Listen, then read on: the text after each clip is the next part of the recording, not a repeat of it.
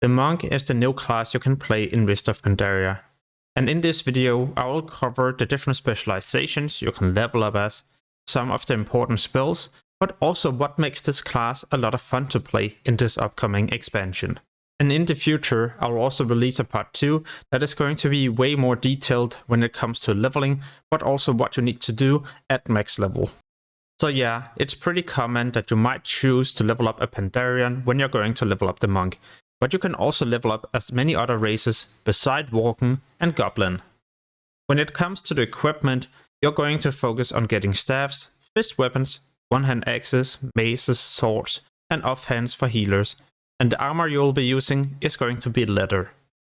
For those of you deciding to play a Pandarian, you will also need to complete the campaign at the starting island. Once you have completed this, you will eventually also unlock a quest where you need to decide if you're either going to play Horde or the Alliance. If you're going to play one of the other races, you will of course start in their specific starting zone and won't be able to come to this floating island, or well, an island on this big turtle. Monks are using energy just like the rogue, and with their energy they can use an ability called Jab to generate chi. Chi are just like combo points if you were playing a rogue.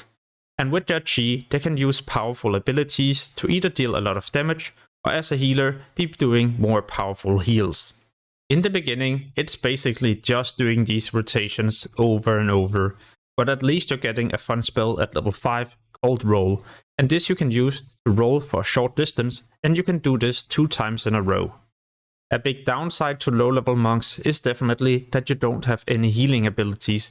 And if you're not specializing into healing at level 10, you will not be able to heal for quite a while. In a moment I'll cover the different specializations, but first I would like to highlight something insane.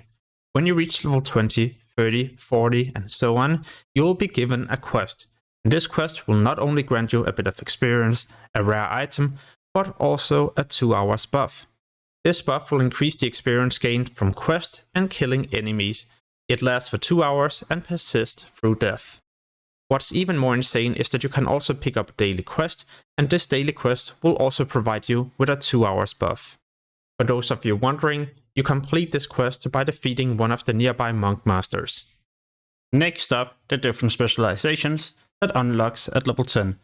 You can either play as Brewmaster, which is tank, Mistweaver, which is healer, and Windwalker melee DPS. What I like a lot about Brewmaster at low level is that in the beginning you can slow all the enemies, and you will also be doing decent cleave damage. Yeah, these things unlocks at low level, and you're just slowly getting stronger and stronger. You're unlocking new abilities to do more cleave damage, you're going to be able to absorb damage and also heal as you're kiting around. So Brewmaster is absolutely insane. If you're going to do dungeons, you'll pretty much also have instant queues. And in dungeons, you're going to be an absolutely insane tank. Also because you can run around quickly with your roll and also be able to charge enemies.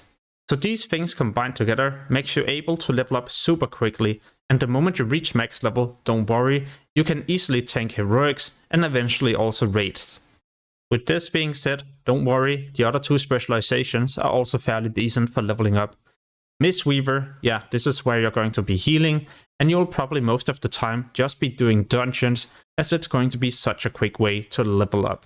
But also because the monk is a new class, so you will need to learn about all the new abilities and practice these in dungeons instead of getting to max level and then start practicing these in heroics or raids. As a Mistweaver, you won't just be standing at range and cast heals on your friendly players. No, you will also have to be aggressive and start doing melee damage. When you're dealing damage with these kind of abilities, you will also be healing your friendly players, and at the same time, the chi you're generating can be spent on different healing abilities. But what about leveling up as this specialization when you're not getting into dungeons? Don't worry, your Mistweaver stance will help you. Your attack power is going to be increased equal to 200% of your spell power. So all of a sudden, you're actually a pretty decent damage dealer. And when you're getting low, well, then you can always instantly heal yourself by a high amount. So leveling up as a Mistweaver is not going to be a problem if you're not getting into dungeons all the time. What about the last specialization, Windwalker?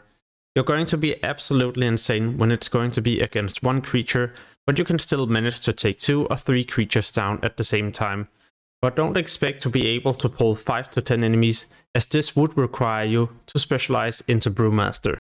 But then again, it's also going to be pretty difficult to pull 10 enemies at the same time in the open world, and on top of this you will also need to spend time pulling and stacking them all together, whereas a Windwalker you can just kill an enemy or two in next to no time and proceed.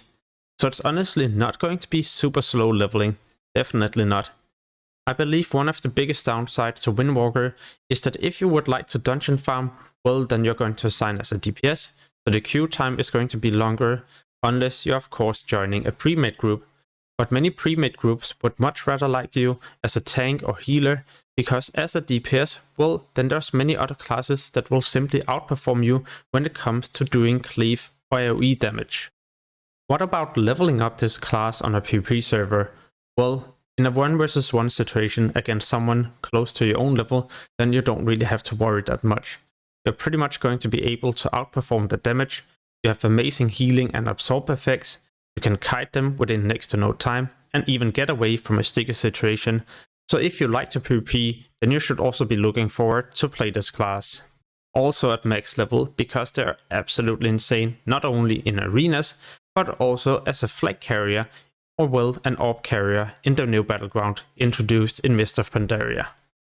Next up, the most important spells and abilities all monks will learn by default. Starting with Disable, that only costs energy, but it reduces the target's movement speed by 50%. If the target already has this debuff and you reapply a new Disable, well then the target will also be rooted in place for 8 seconds. We are also getting a disarm that lasts for 8 seconds, and you will disarm the target's weapons and shield. If you steal a better main hand weapon, your damage and healing will either be increased by 5% or damage taken reduced by 5%.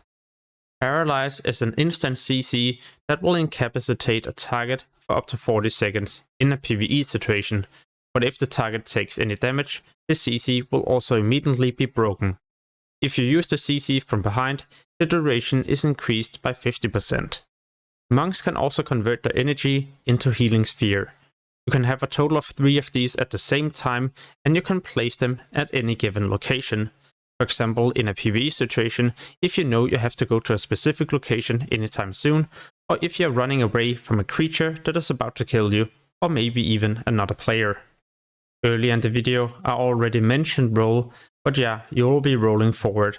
You can use this 2 times in a row, and there's a talent that allows you to use 3 of these in a row, and then there will of course be a recharge time. And no, you can't use this off a mountain or as you're about to hit the ground to prevent fall damage. Many classes already have access to either a silence or interrupt effect.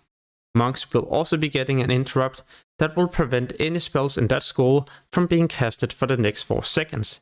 And if you're facing the target and successfully interrupt something, well, then you will also silence that player for 2 seconds. Touch of Death is going to be your instant execute. When a target gets to either the same amount of health or lower than your own health, then you will instantly be able to kill them as long as you have 3 chi. But you won't be able to use this ability in PvP situations. One spell I'm looking forward to the most is Transcendence. Here you will be spawning a copy of your own character, it's simply just floating in the air. Then you can jump down and use this Transcendence transfer and simply be taken to the location where you spawned the Guardian, Illusion, whatever you would like to call it. I always use this when I'm also tanking dungeons, as I can then pull the enemies, use my Transcendence transfer and be teleported behind an object, allowing me to line of sight everything and stack all the enemies together. Then Meditation will reduce your damage taken by 90% and redirect up to 5 harmful spells casted against your party or raid members to the monk. This lasts for 8 seconds or until you're taking any melee damage. And talking about your party and raid members, you will also get a buff that will increase the strength, agility and intellect by 5%, and the monk will also be able to benefit from this. Earlier in the video I mentioned I will release a part 2 about leveling tips and tricks, the specializations and talents to choose, and many other useful things about the upcoming monk class. In this video I'll release soon, together with many other useful Mists of Pandaria guides. so make sure to subscribe to the channel and hit the notification bell to help me as a content creator, but also to get notified when I post these videos. As always, thank you so much for watching and have an amazing day. Peace.